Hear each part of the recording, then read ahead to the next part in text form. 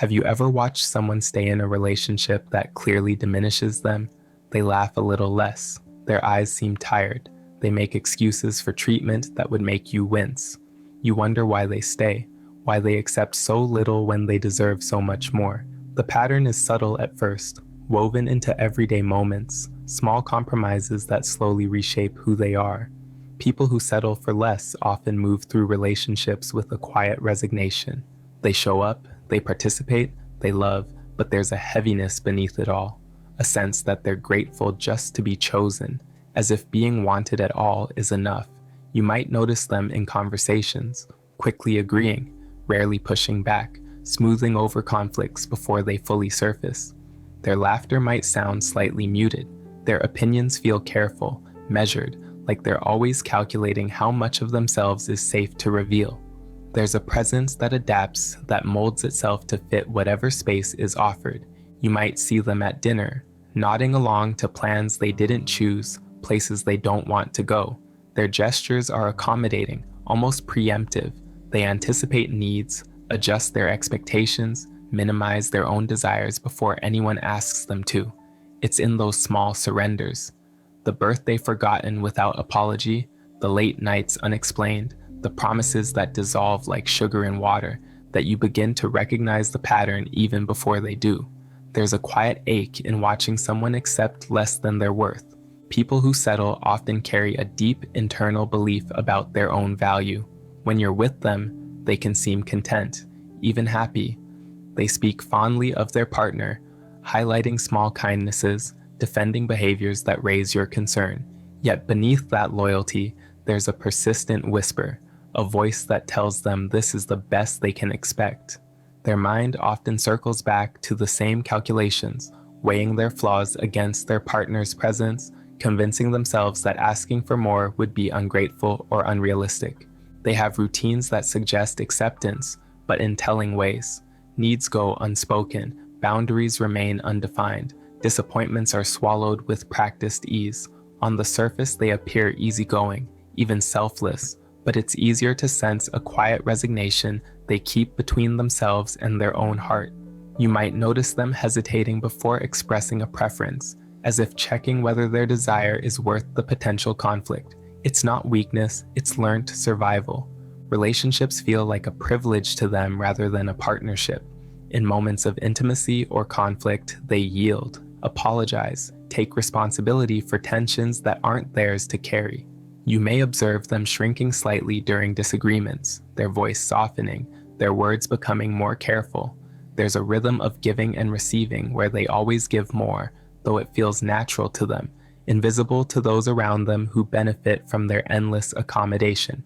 This tendency is often born from early wounds of rejection, abandonment, or conditional love. People who settle carry an instinctive belief that they must earn affection through constant effort. It's not just acceptance of poor treatment, but a deep conviction that they don't deserve better. Even small acts of neglect or disrespect can feel normal, expected, like the price they pay for companionship. Their fear isn't just of being alone, it's of discovering they were right about their own unworthiness all along. They experience constant internal negotiation, caught between longing for more and fear of losing what little they have. You might notice them justifying treatment that clearly hurts them, reframing neglect as independence, dismissiveness as honesty. They oscillate between moments of clarity where they see the imbalance and moments of denial where they convince themselves it's enough. That inconsistency is confusing to those who love them, but for them, it's a survival mechanism, staying just numb enough to endure without fully confronting the cost. When they do recognize the pattern, it's rarely a sudden realization as much as an accumulation of small heartbreaks. Each forgotten detail, each dismissive comment, each time their needs are treated as inconvenient is a quiet erosion of self. It isn't always visible. Sometimes they seem genuinely happy, posting photos, sharing stories, defending their choice. Only later do the cracks show. A comment made in passing, a sadness that flickers across their face, a tension in their shoulders that never fully releases. People who settle often carry an acute sensitivity to others' emotions while neglecting their own. They can sense dissatisfaction, boredom, or pulling away before their partner speaks.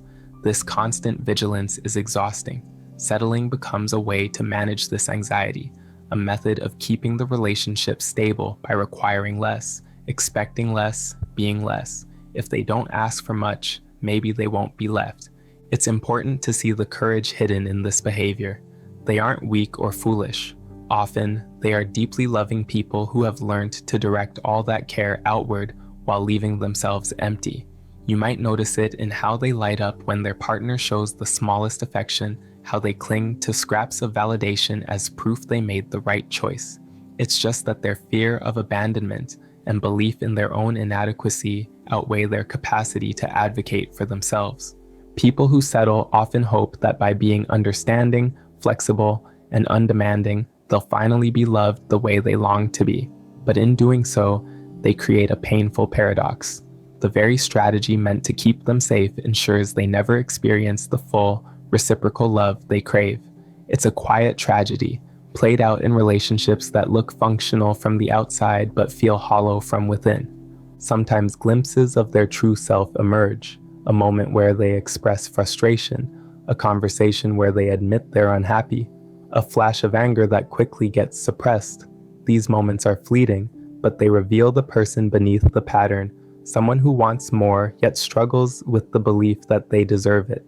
They may long for the respect and equality they seem to forfeit, but the instinct to settle is stronger, reinforced by years of conditioning. Over time, some patterns shift. Some people begin to recognize their worth, learning that boundaries and expectations don't push love away but invite healthier connection.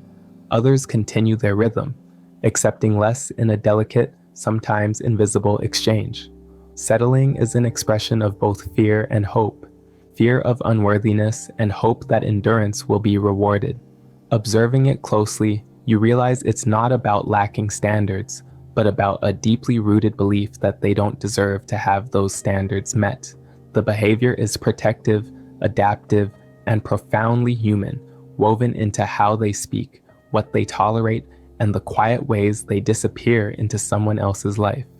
When you step back, it becomes clear that settling reflects something universal, the gap between how we see ourselves and how we deserve to be treated. People who accept less aren't broken or foolish. They are humans navigating relationships through the lens of old wounds, balancing their hunger for connection with the belief that they must be grateful for whatever love comes their way.